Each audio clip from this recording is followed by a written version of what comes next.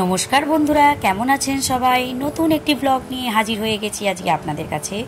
এখন আমরা বেরিয়ে পড়েছি বাগনানের উদ্দেশ্যে।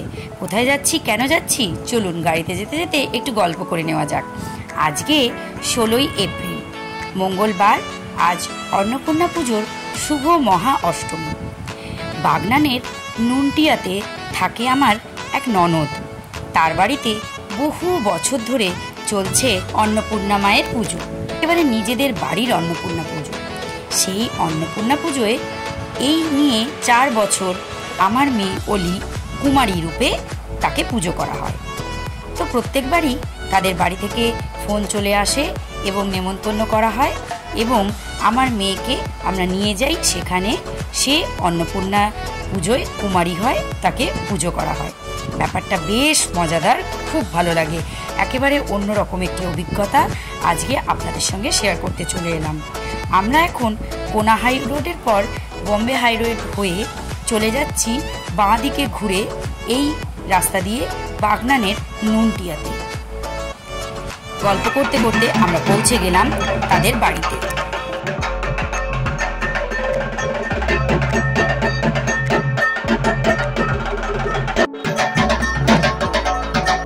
আমরা বেরিয়েছিলাম 11টা 40 নাগাদ এবং পৌঁছতে পৌঁছতে আমাদের সময় লেগে গেল 1টা 5-10।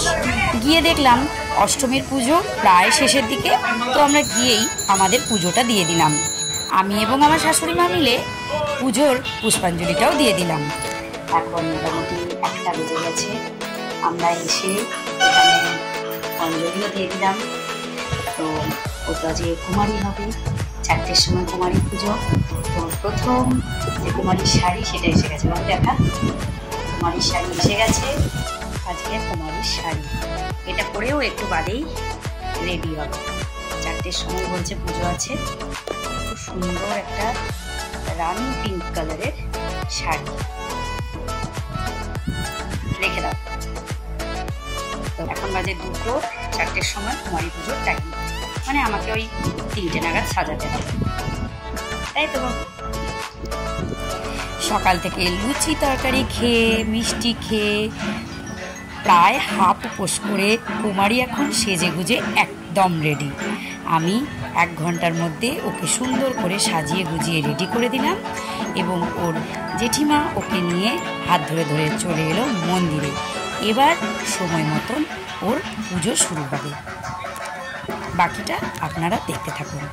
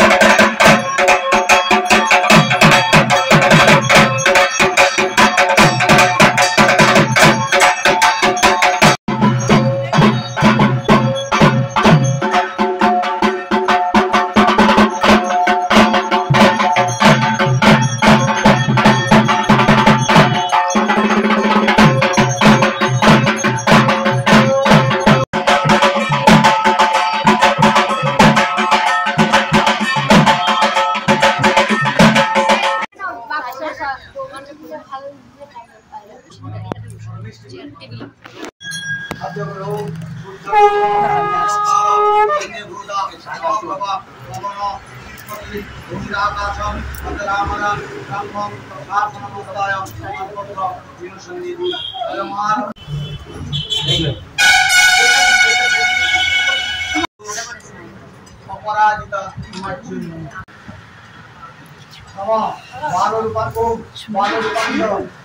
সুন্দরী বরবর্ণিনী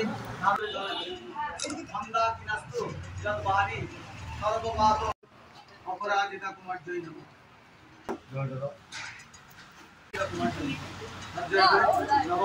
অপরাজিতা কুমার জয় নম।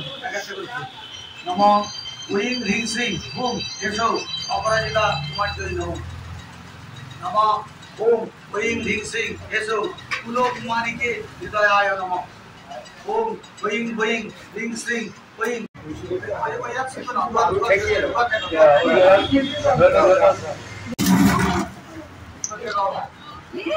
এইবার হাসি কি খুশি এরকম হাসি একটা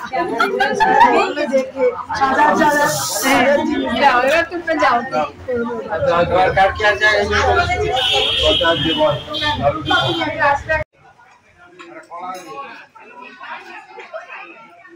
দাদা একটা কাগজ দিন নাই রাখবো বেল পাতা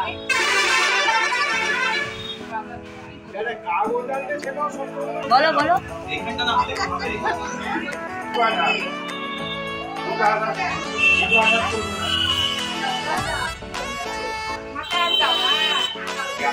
আশীর্বাদ করো